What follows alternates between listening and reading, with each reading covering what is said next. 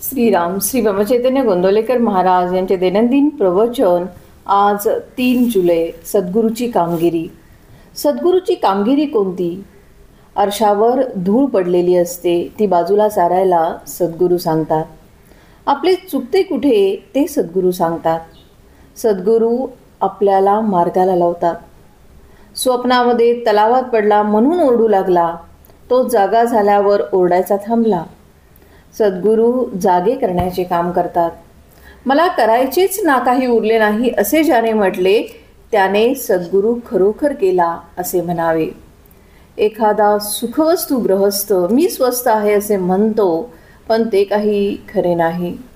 मन जोवर गिरख्या मारते तोपर्यंत तो स्वस्थ आहे असे नाही म्हणता येणार. शिष्याच्या भावनाच गुरुला गुरुपद देतात. जो शरण जातो त्याचा कार्यभार सद्गुरू उचलतो. ज्याची दृष्टी रामरूप झाली आहे तो खरा गुरु. जे चिरकाळ टिकते ते गुरुपद समजावे. खरोखरच सद्गुरू म्हणजे मूर्तिमंत नामच होय. गुरुने सांगितलेले अक्षरशः पाळणे हेच खरे साधन. संत कुणालाही देहाने कायमचे लाभलेले नाहीत. संतांना भगवंताचा जो ध्यास असतो तो महत्त्वाचा असतो. पुष्कळांना संतांची गाठ पडते, परंतु सत्संगतीचे महत्त्व न कळल्यामुळे बहुतेकांना त्यापासून जो व्हायला पाहिजे तो फायदा होत नाही. आपली जी कर्तव्ये ठरली आहेत ती आपण बरोबर करावीत. व्यापार थोडक्या प्रमाणात केला तर पुढे वाढतो. त्याप्रमाणे कर्तव्य करीत गेल्याने फळाची आशा आपोआप सुटेल आणि आपले कर्तव्य कोणते हे सद्गुरू आपल्याला दाखवून देतात. रथ आहे खरा, पण जर त्याला सारथी म्हणजे चालवणारा नसेल तर रथ कुठेतरी जाईल. केवळ गाडी माझी आहे म्हणून ती मालकाला चालवता येणार नाही. साधी बैलगाडीसुद्धा चालवता येणार नाही.